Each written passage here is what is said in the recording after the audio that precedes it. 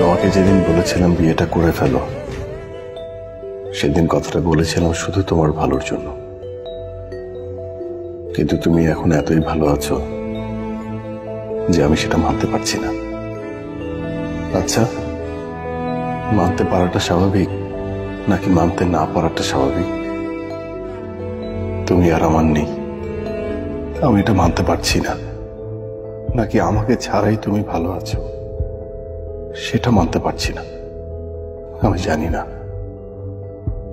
তোমার বিয়ের আগের দিনও আমি ঠিক ছিলাম, কিন্তু কবুল বলার কিছুক্ষণ আগে this is the end of our story লিখে পাঠানো তোমার শেষ মেসেজ আমার সবকিছু এলোমেলো করে দিল।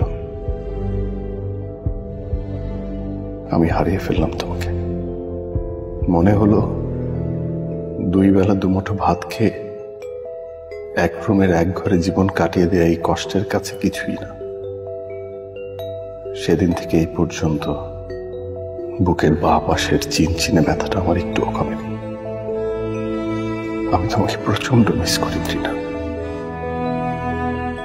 আমি চাই তুমি ভালো থাকো,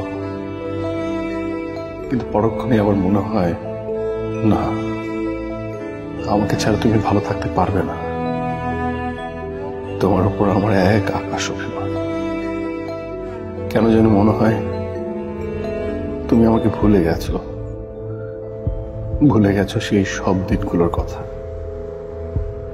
তোমার কোনো কিছুতেই আমি নেই। তোমার কাছে এই চিঠি আমার কাগজে কলমে না, মনে মনে।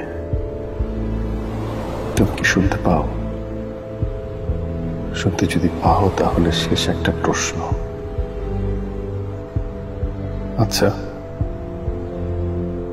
আমার কথা কি তোমার একটু মনে পড়ে না?